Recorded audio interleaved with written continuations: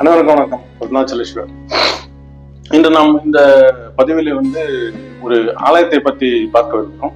அதாவது பூண்டி அருகில் உள்ள நம்ம பூண்டி லேக் அருகில் உள்ள நெய்வேலி என்கிற கிராமத்தில் உள்ள அக்னிபுரீஸ்வரர், லலிதாம்பிகா சமேத அக்னிபுரீஸ்வரர் என்கிற ஒரு மிகவும் அதிசயமான ஒரு ஆலயத்தை பற்றி நாம் இந்த பதிவில் காண இருக்கிறோம். அங்க மெயினா வனதுர்க்கை அம்மன், அப்புறம் ராதாகிருஷ்ணர், அனந்தநாயகி சமேத அனந்தநாகம் சன்னதி, கல்லாலமரம் தலவிருஷமாக உள்ளது அக்னி தீர்த்தம். இந்த கல்லாலமரத்தின் கீழே தட்சிணாமூர்த்தியை பிரதிஷ்டை செய்திருக்கிறார்கள். ஆதிகுரு தட்சிணாமூர்த்தியாக அங்கே தட்சிணாமூர்த்தி அமர்ந்திருக்கிறார். முருகன், விநாயகர், வள்ளி தெய்வானை சமேத இது மாதிரி சன்னதிகள் இருக்கு. இந்த குலத்தினுடைய தீர்த்தம் அக்னி தீர்த்தம் என்று அழைக்கப்படுகிறது. மூர்த்தி தீர்த்தம் என்று மிகவும் பழமையான ஒரு ஆலயமாக கருதப்பட்ட இந்த ஆலயம் சமீபத்தில் ஒரு 15-20 ஆண்டுகளுக்குள்ளாக தான் கட்டப்பட்ட ஒரு ஆலயமாக கருதப்படுகிறது. இந்த ஆலயத்தில் அதாவது இந்த ஆலயம் இப்போது கட்டப்பட்டதை ஒழிய அந்த லிங்கமானது மிகவும் பழமை வாய்ந்தது. அந்த கல்லாலமரம் ஒரு 1000 ஆண்டுகளுக்கு முந்தையதாக கருதப்படுகிறது. கல்லாலமரமானது 1000 ஆண்டுகளுக்கு முந்தையதாக கருதப்படுகிறது. மிகவும் பழமை வாய்ந்த கல்லாலமரம் கருதப்படுகிறது. இப்போது இந்த கோயிலுடைய தலபுராணத்தை பார்க்கலாம். அதாவது 2 சிவபக்தர்கள், 2 சைவ சமயத்தை சேர்ந்த சிவபக்தர்கள் சுந்தரர் பாடல் பெற்ற பூண்டி தரிசனத்தை திருத்தலத்தை தரிசிக்க சென்றிருந்தார்கள். இவங்க 2 பேரும் அங்க போறப்ப அந்த கோயில் பூட்டி இருக்கிறப்ப ஆலயத்தை நம்ம பார்க்கலான்னு வந்தோம்.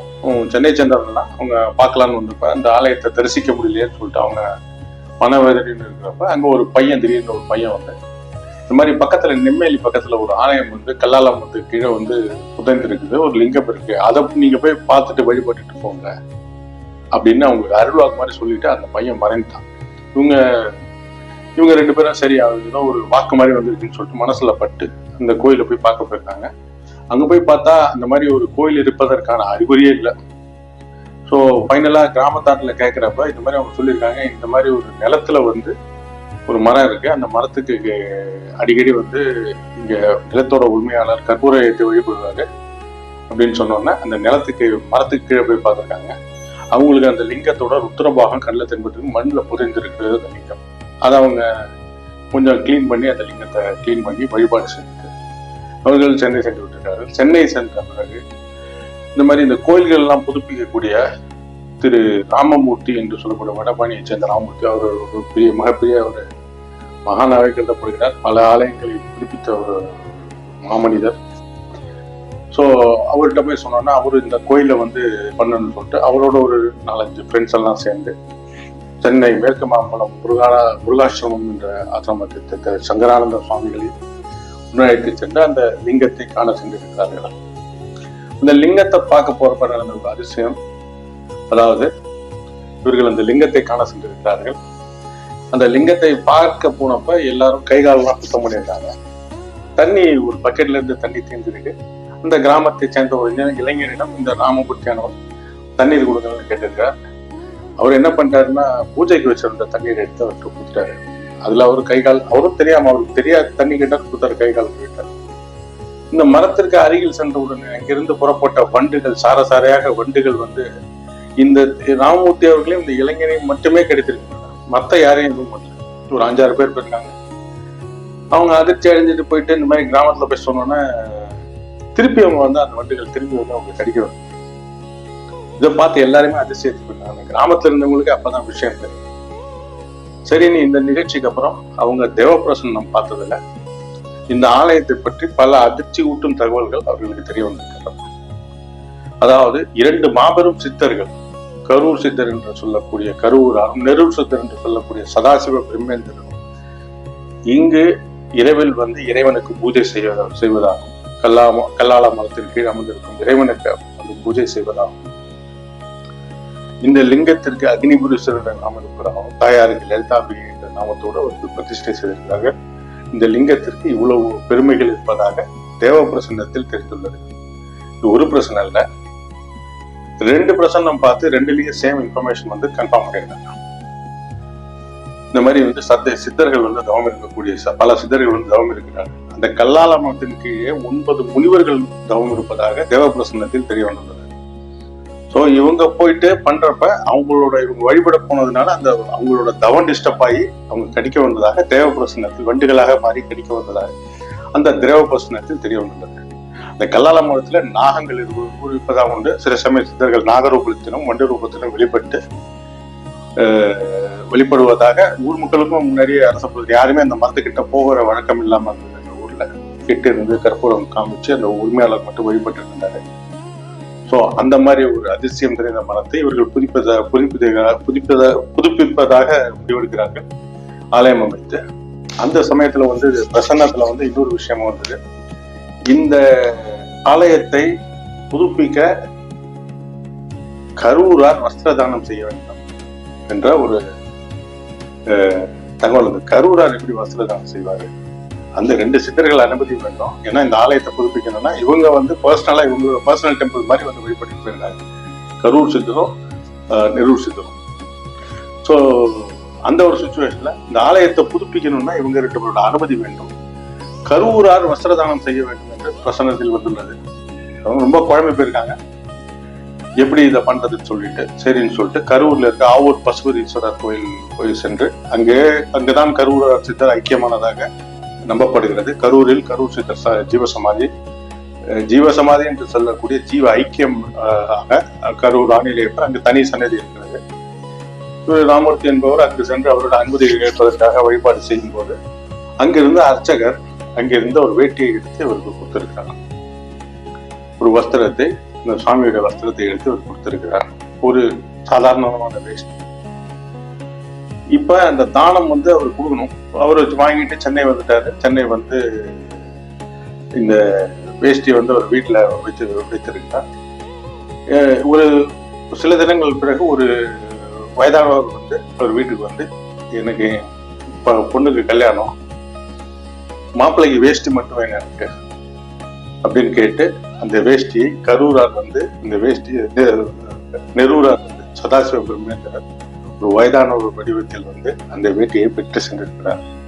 அதாவது கரூர் சித்தர் ஆடையோடு கூடிய சித்தர், நெரூர் சித்தர் சுத்த நிர்வாணம், அதாவது ஆடை இல்லாதவர். சதாசிவ பிரம்மேந்தர் அவருடைய வாழ்க்கை வரலாறு தனி பதிப்பாக பார்ப்போம். சித்தர்களெல்லாம் சித்தேஸ்வரன் என்று அழைக்கக்கூடிய சதாசிவ பிரம்மேந்திரர். இந்த சித்தரானவர் சிவராஜ யோக சித்தர் பேரிலேயே சதாசிவ பிரம்மத்தை வைத்திருப்பதால் இவர் சிவராஜ யோக சித்தர் என்று அழைக்கப்படுகிறார். அப்பேற்பட்ட மகிமை வாய்ந்த சித்தர் சென்று வஸ்திரதானம் பெற்று சென்றிருக்கிறார்கள். இது முடிந்ததா? இத்தோடு அதிசயம் நின்றதா? அதுவும் இல்லை. அடுத்ததாக இவர்கள் இந்த ஆலயத்திற்கு பூமி பூஜை செய்வதற்காக ஏற்பாடு செய்திருக்கிறார்கள். இதுக்கு சரியான ஒரு அர்ச்சகர் கிடைக்கல. அவங்க திருவான்மியூர்ல இருந்து ஒரு அம்மன் கோயில்ல பூஜை செய்யக்கூடிய ஒரு அர்ச்சகரை கூட்டு போய் பூஜை பண்ணலான்னு அவர் நான் சாயந்தரம் 5 மணிக்கெல்லாம் திருவான்மியூர்ல கோயில்ல விளக்கு கொடுத்துறோம். ஸோ விளக்கு இல்லைன்னா எங்க இருக்கிற ட்ரஸ்டி ரொம்ப கண்டிஷன் ஆனவரே என்ன சத்தம் போடுவாரு. என்ன நீங்க 5 மணிக்குள்ள திருப்பி அனுப்பின மாதிரி. ஆனா இவங்க சேர்றப்பே மத்தியானம் மணி 12 ஆயிடுச்சு. அதுக்கப்புறம் இவங்க பூமி பூஜை செய்யறப்ப அந்த அர்ச்சகர் ரொம்ப அவசரமா செஞ்சிருக்காரு.